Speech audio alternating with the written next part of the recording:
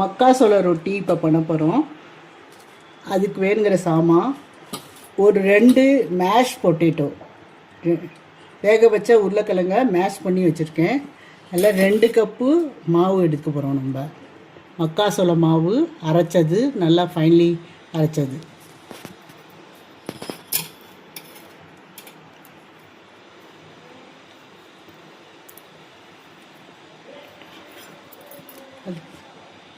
உப்பு போடுறோம் அதில். இதை முதல்ல பிசைஞ்சிக்கணும். முதல்ல பிசைஞ்சிக்கோங்க. தேவையான அளவு தான் தண்ணி ஊற்றணும், நிறையா தண்ணி ஊற்றக்கூடாது. பிசைஞ்சிட்டு அப்புறமா மாவில் கொஞ்சம் கொஞ்சமாக தண்ணி ஊற்றுங்க.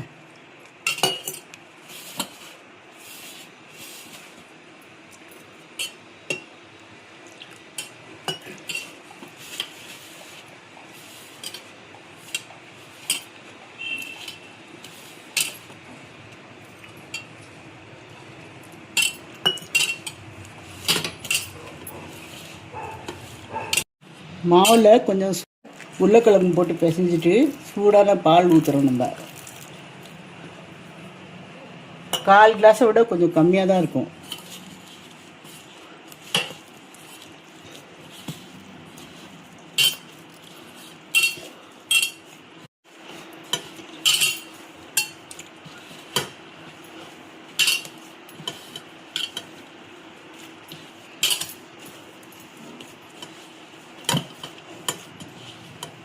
மாவு சாப்பிட்டாவும் மெதுவாகவும் இருக்கிறதுக்காக நம்ம பால் ஊற்றிருக்கோம். ரொட்டி மெதுவாகவும் இருக்கிறதுக்காக பால் ஊற்றிருக்கோம். மாவு பிசைஞ்சிட்டோம். நம்ம இங்கே பாருங்கள், இப்படி செஞ்சுருக்கேன் மாவு மெதுவாக. இங்கே பாருங்கள் கையில் எப்படியா இருக்குன்னு. எல்லாம் சாப்பிட்டா பிசைஞ்சாச்சு, எடுத்து வைக்கலாம். நம்ம இப்போ நடுப்புற நம்ம ரோலாட்டம் பண்ண போகிறோம் மசாலா வச்சு. அதுக்காக ஒரு மசாலா பண்ண போகிறோம். நம்ம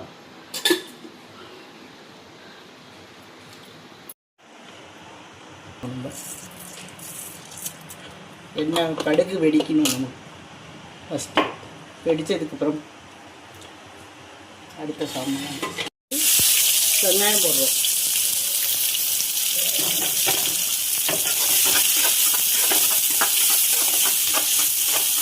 வெங்காயம் நல்லா கண்ணாடி பதம் வரைக்கும் வதங்கணும். இந்த 2 ஸ்பூன் தான் நம்ம எண்ணெய் ஊற்றிருக்கோம் வெங்காயம் வதங்கிறதுக்காக.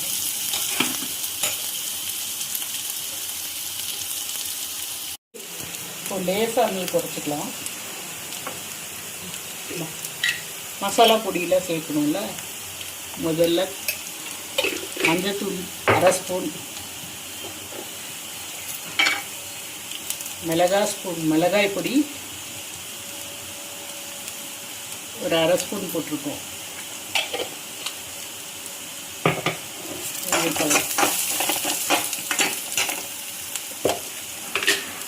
கரம் மசாலா,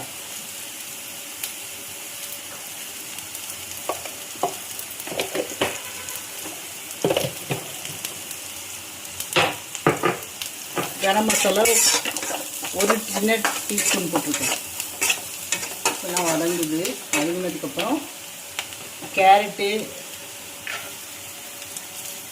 அதுக்கப்புறம் கேப்சிகம், கருவேப்பிலை எல்லாம் போட்டு வதக்குறோம். அப்புறம் இதுக்கு தேவையான அளவு உப்பு போடணும். உப்பு பாருங்கள், கொஞ்சமாக தான் போடணும். அப்புறமா எண்ணெய் போட்டுக்கலாம். நம்ம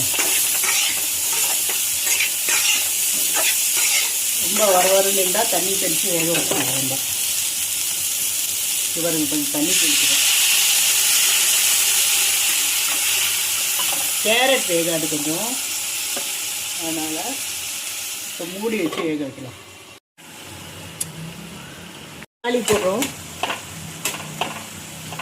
வேகணும் கொஞ்ச நேரம்.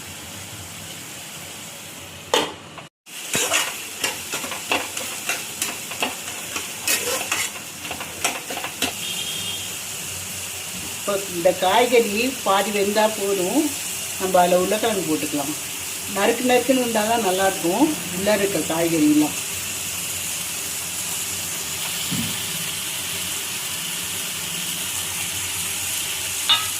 இப்போ கொஞ்சமாக தான் உப்பு போட்டிருந்தேன், அதனால கொஞ்சமாக உப்பு போடுறேன். இந்த உருளைக்கிழங்கு மட்டும் தேவையான.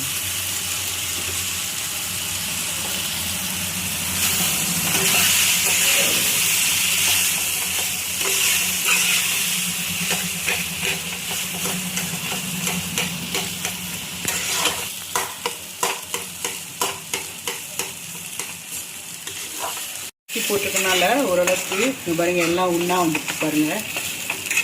இப்போ தான் நம்ம இந்த மசாலாவை உருளைக்கிழங்க ரொட்டியில் வச்சு செய்ய போகிறோம். சரிங்களா? ஆயிடுச்சு உருளைக்கிழங்கு. இந்த ரொட்டி தேய்க்க முடியாது, அதனால நம்ம தண்ணி தொட்டு தட்டிக்கலாம்.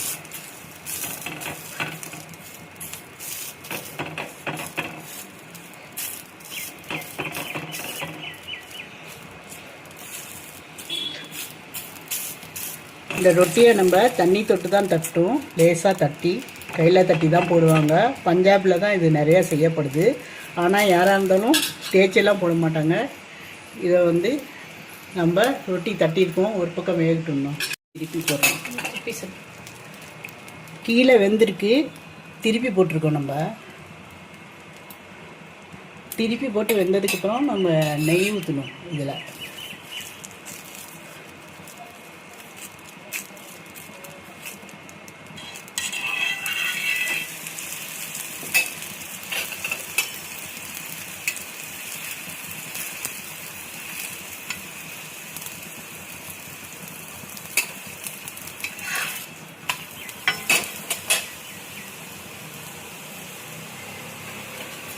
நல்லா குறைச்சி வச்சுக்கோங்க.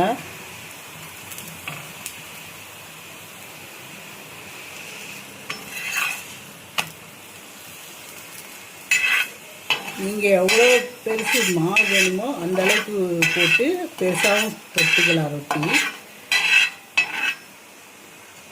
குழந்தைங்களுக்காக நான் சின்னதாக சுட்டு காமிக்கிறேன்.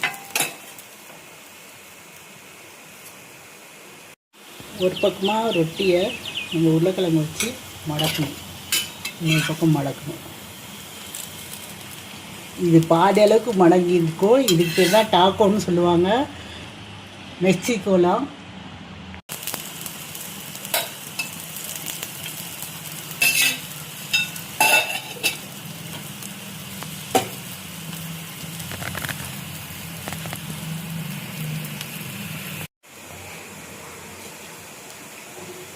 ரொட்டி வெந்துருச்சு.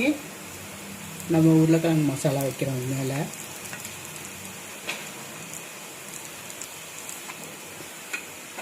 இப்போ மடக்கிறோம் பாருங்கள். இது பாதி அளவு தான் மடங்கி வரும். சரிங்களா?